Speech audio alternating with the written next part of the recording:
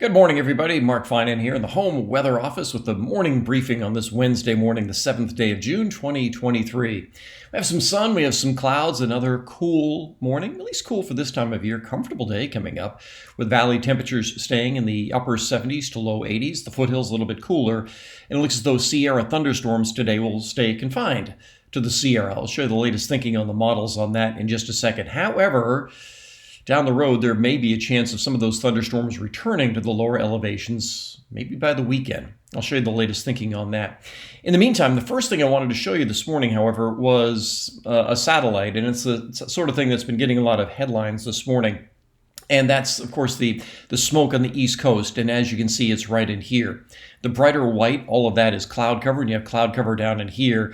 But this is the thick smoke that goes from upstate New York towards Syracuse, Rochester, and then all the way down toward New York City. If you saw any of the pictures from New York City last night, the Yankees game, just a really thick pall of smoke, and there was a really striking image that came out of Binghamton, New York earlier today as well.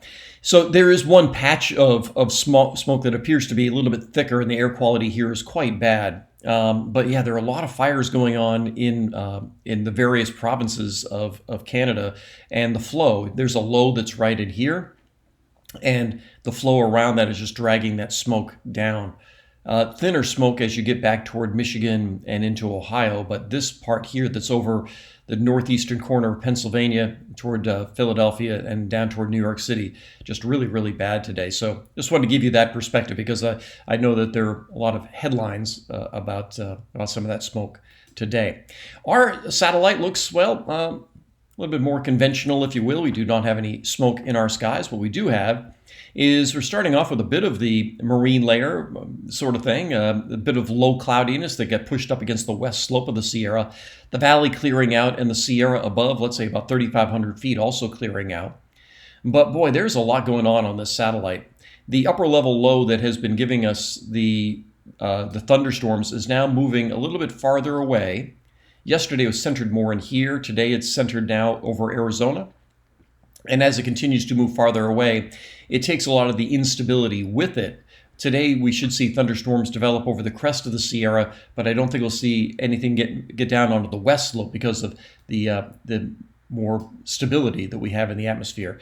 And again, I know it's kind of tough to tell. We have high clouds above, but boy, the marine layer is quite extensive as well this morning, really socking in areas up and down the coast.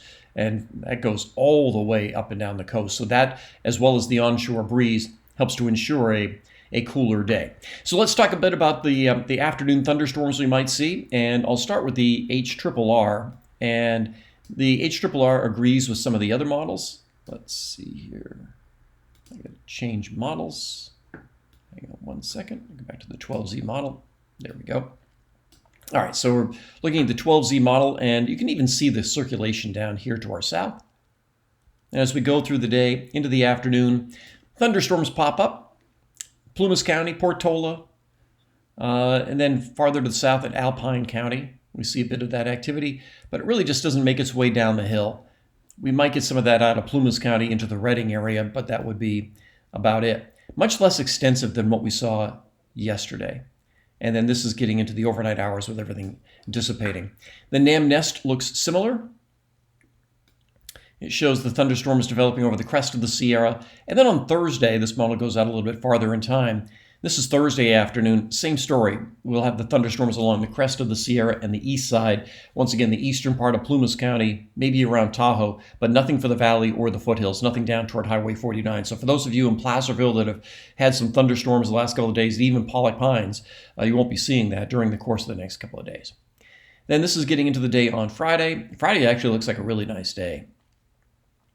And so that's as far as this model goes. There's going to be another low that's going to develop and come down to the south, and you can start to see the hint of that if we go out to the NAM. Now, this doesn't quite have the same resolution, but let's get into the day on Saturday, because as we get into Saturday, you can once again see the thunderstorms in the Sierra, and they have that motion again that comes this way. So yeah, that's the wild card right now we have for the weekend. So this is Saturday afternoon. So can't guarantee that we'll see any of that, but it's just that's the thing that we're going to have to watch over the next couple of days because as it'll pertain to anything over the weekend. So let's say you've got outdoor plans late Saturday afternoon or late Sunday afternoon along Highway 49, Grass Valley, Placerville, Sonora, Plymouth. I'm not talking morning, I'm talking late afternoon. I guess my biggest fear is that, let's say there's an outdoor wedding at a winery in, outside of Plymouth.